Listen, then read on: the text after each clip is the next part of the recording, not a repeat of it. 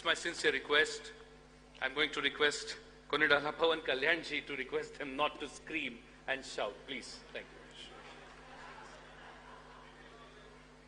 you. As I'm used to 2 hour speeches minimum, I request Master of Ceremony to remind me once my time is finishes.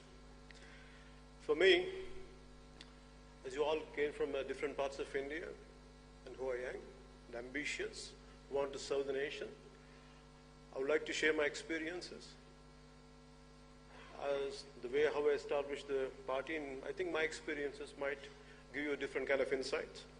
So that might help you for your future and to contemplate, and if any mistakes I have done or anything which I have done good, maybe that would be something which you can understand about your own journey by looking at by understanding my own experiences. For me, when I had established Janasena Party, for me, it's a national service, not for personal recognition, not for power, but for change. A change which is needed in our society, in our country, which we always wanted. Instead of sitting idle and having millions, having crores, having great popularity,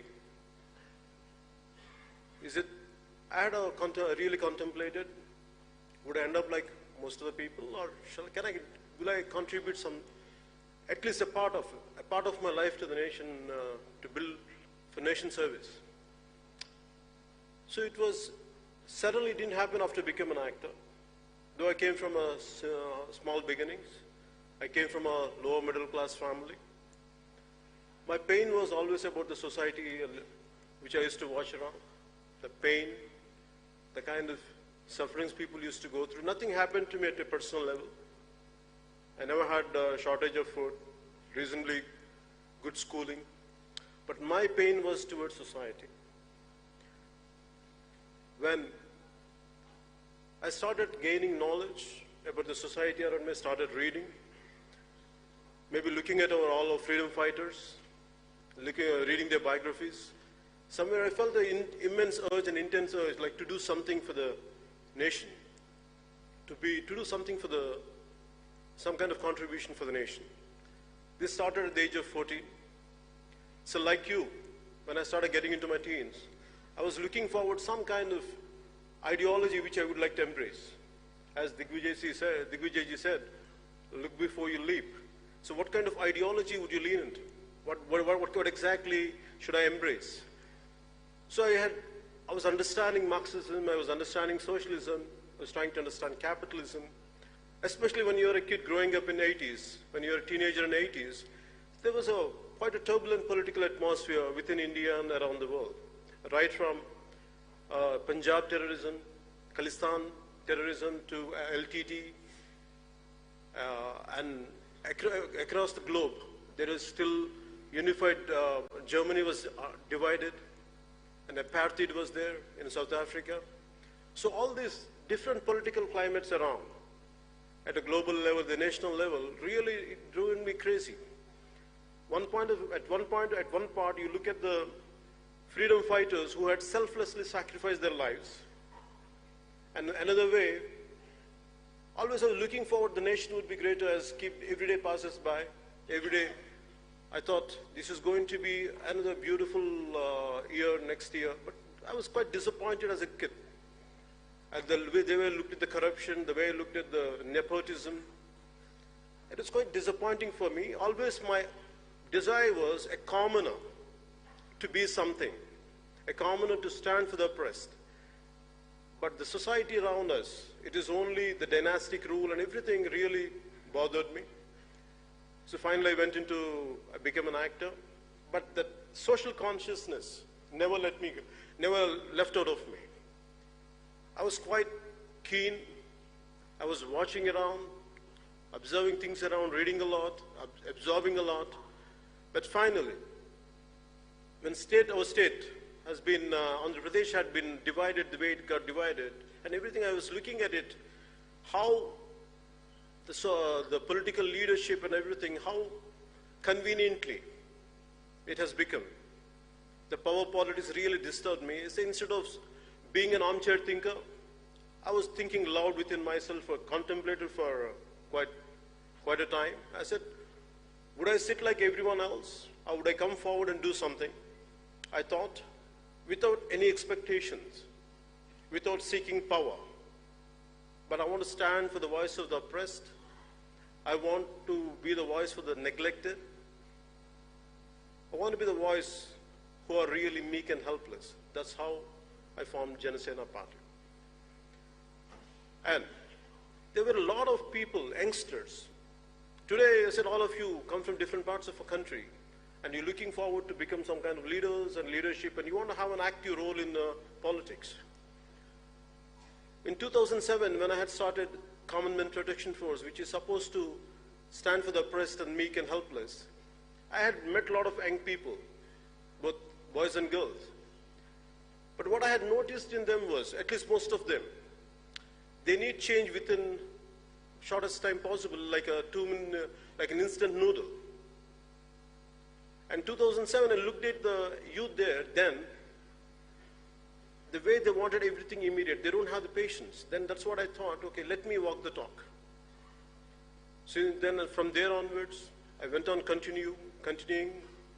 In 2014, I started the party. And I had lost my first election in 2019. Even I myself lost in both the places which I had contested. But that didn't stop me continuing my political journey. Because when I had started, so what must have made me to be here? What must have made me to continue it is not for personal recognition. There is no ego in defeat.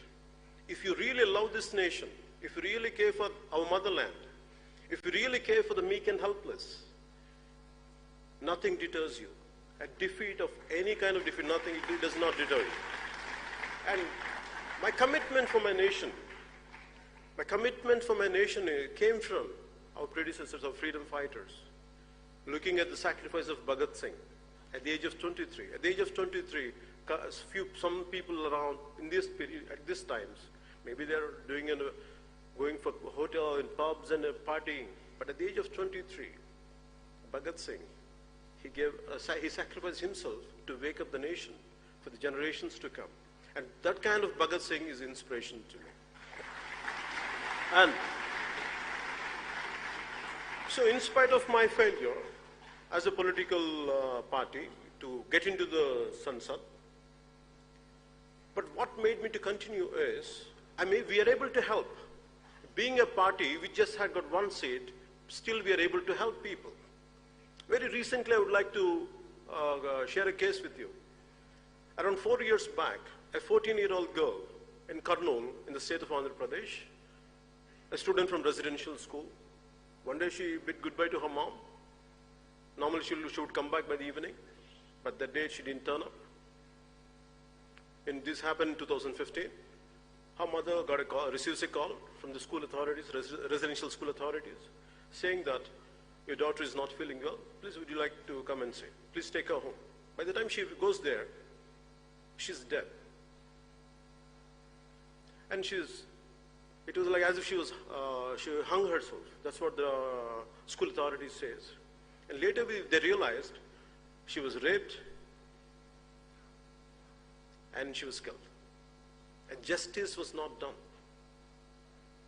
And that mother, after I had such a colossal defeat in 2019, these elections, I was sitting in my office, I was handling my own failure, and this mother of that kid, that girl, with her husband, and one of my youngest daughter, she comes and meets me. She shares her experience. It's like, Anna, this is what happened to my daughter. And everything is there, right from the certificates of she has been raped and everything, whatever has to be, the perpetrators has to be punished, but nothing had been done. And because they're powerful, the case is not moving forward. If it is in cinema, it is like, it's quite a dramatic scene. You go, do justice in 2-3 minutes and come out, and you get money for that. But in real life, I felt so helpless, so painful to look at a wailing mother who lost her daughter. It was churning for me, like, my stomach was churning looking at her pain and agony. And I said, and people whom we have to fight against, they're very powerful people, who has a lot of muscle, who has tons of money. Even for me, to fight against them was not an easy task. I told her, okay, I'll look into it. I don't know how to take it forward. Then I went ahead, slowly in 2-3 months, we gathered we gained some strength, we started addressing, and now finally a week back, we did a huge protest rally in our hometown called Kurnool, and we got the state government to make sure the case will be taken by CBI, and where the state government, for all these years, the previous regime neglected and the current regime neglected for a while. Now it cannot be. They could not do it anymore. You know why? It's because if we are committed, if I would have needed a seat, if I would have wanted to be a Rajya Sabha member, if I wanted to be a parliamentarian, if I wanted to be an assembly, things would have been different. But my purpose here is to stand for the people who are oppressed and helpless. And as long as I'm committed to it, I'm fine even if I lose multiple times. But I will stand for this nation, I'll stand for the weak and needy. So, as you all are, maybe looking forward to gain something, paying 1,000 rupees to be here in this kind of seminar for 4 days, truly I have to appreciate you and truly applaud you for your commitment and for coming all the way from different parts of India. And I appreciate Rahulji to initiate all this in School of MIT of especially for such an eminent institution to take forward this kind of seminars, which would really help people. It's not just people who are within this auditorium. Pan-India, who are looking at this seminar, they really get inspired and influenced. And I truly appreciate you for your patience. And the only thing I would like to share with only just a few more things. I want you to understand, no matter what, don't come with a short-term plan. If you really want to be the change agents in politics, at least try to give at least a decade to 2 decades. I have committed myself at least 2.5 decades in 2014 that I would commit for my nation, I would commit for my motherland, that I will, whatever I'm capable of doing, I'll do it, irrespective of whatever that I'll gain or lose. I'm going to give 25 years of my life for the nation which gave me birth. So don't expect immediate changes. Don't expect immediate transformation will happen, because your time is very valuable. So I want you to be practical. I want you to be really pragmatic. So I want you to have loads of time, loads of patience. Don't try to be mere armchair thinking. So if you're talking about social media, anything is nothing, there is no, the problem with any medium or any kind of paper is not about how you do it, how are you going to use it. There are people on Twitter or on other social accounts who will do a very constructive job. There are another part of individuals who will be very destructive. It depends on which side you are on. Always try to be constructive, be properly, analyze a topic. Don't try to abuse people. Be practical. And regarding the time, I want you to understand, give enough time for yourself. Don't try to be, by the time you're almost been early 20s, at least, you have to give yourself at least 10 to 15 years to see a little change, a glimmer of hope. Just a little light to be seen on the other edge. You yourself at least 10 to 15 years time. Don't expect immediate results. It is not an instant noodle to see results. But I had immense despair when I came into politics. I knew all this. I had visualized all this. I had visualized my own failure. I had visualized my own success. But very strongly I had visualized is, one day I will do my bit part to transform, to stand for this nation, and which I'm able to continue my journey just because I didn't seek anything, I didn't seek any personal power. I sought personal power to people who does not have any power. instead of giving out your opinions on social media is not going to help alone. You should come out in open. You should practically, you should do some political action. Mere attending seminars is one thing, gaining knowledge is one thing, but actually at the grassroots level, when you work, the kind of knowledge is going to be different. The kind of experiences will be different. You'll be a transformed personality.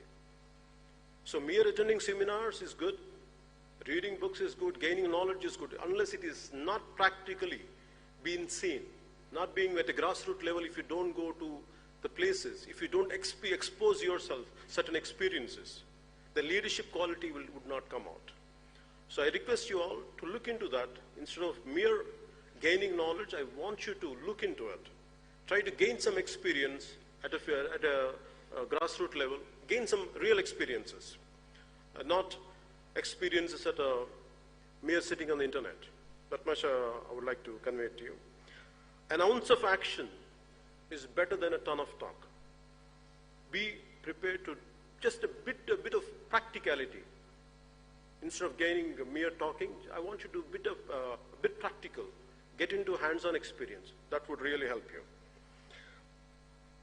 This, and what inspired me, what gives me hope is, when I said 25 years of my life, what made me to say that statement is, I'm not working for these times. I'm working for the generations to come. I'm working for your generation. It would take me time. This would. Because when I look at my own son's age, who is around 14, a little younger than that, I feel we have taken the greatest sacrifices done by our freedom fighters. Right from Bhagat Singh to a number of great leaders, they sacrificed themselves. And yet, we don't carry that legacy. We are selfish, and we are completely self-centered. I questioned myself. I don't want to be the group of who just think about themselves, who are selfish. I don't want to be a part of that group. Whether I'm being an actor or not, whatever best I could do, I don't want to be that kind of society who just merely thinks in a selfish manner. So I came out, I'm doing my bit part. I also request you to do your bit part. There are enough political ideologies out there. I want you to evaluate each and every ideology consciously. Understand everything. What is the pros and cons of each and every ideology, whatever the political parties are there. If you want to go into them, join in them. But I want you to understand completely. Is it what you are?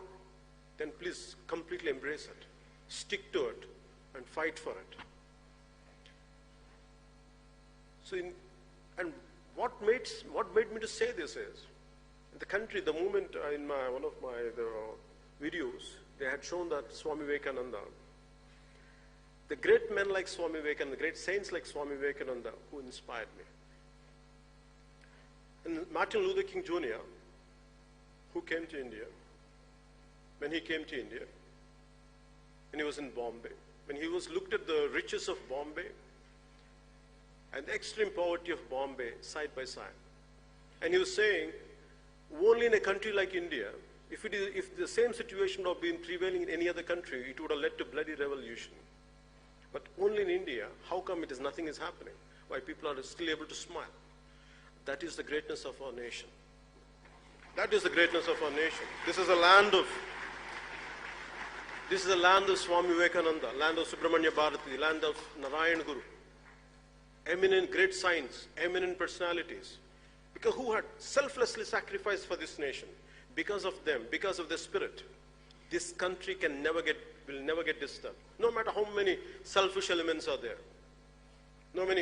what kind of uncouth people are out there, but because of the kind of spirit we have, and there's nothing going to disturb that spirit, you're going to carry it forward. And whatever bit you can do for this nation, and that is going to be the hope. I have a great hope in this generation. I have an extreme hope in this generation. Paying 1,000 rupees to be all the way from here, all the way to Delhi, to listen to this kind of talks from different individuals, eminent individuals, that shows this country is going towards greatness.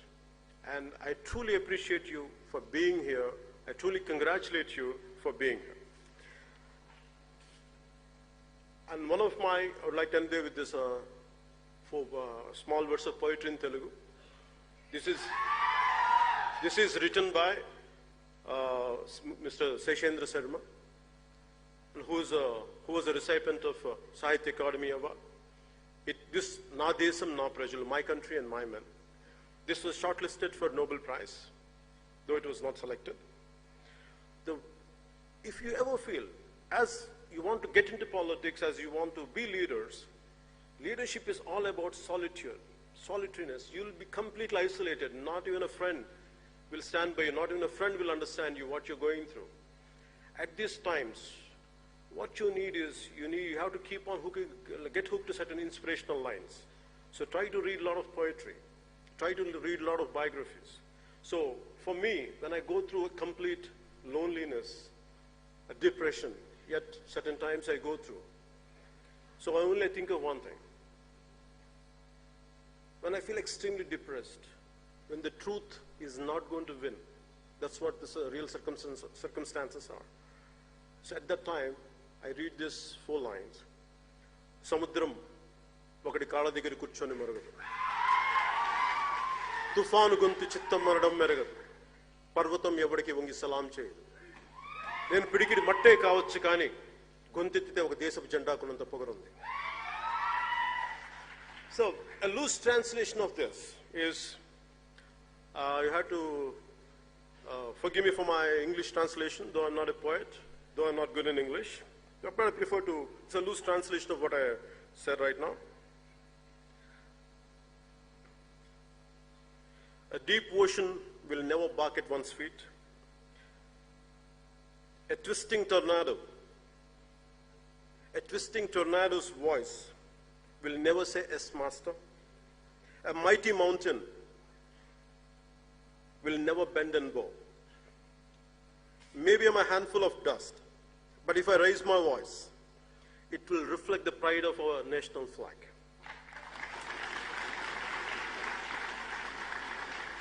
We should be grateful for the nation we are born in. And be patriotic, be accountable, be responsible for your actions. And this country, we are of different ethnic groups, different linguistic backgrounds, different cultural backgrounds, yet always this country amazes me. We come from different backgrounds, different linguistic barriers, cultural barriers, yet we feel as one. We feel as one India. We feel as one nation. That is the greatness of this nation. No matter how many foreign forces would try to come and divide us, we will stand as one, we will be united as one. So, thank you for giving me this opportunity, and I'm grateful to you for listening to me. And normally I end up my speeches with Bharat Mata Ki Jai. I would be grateful if you say Bharat Mata Ki Jai.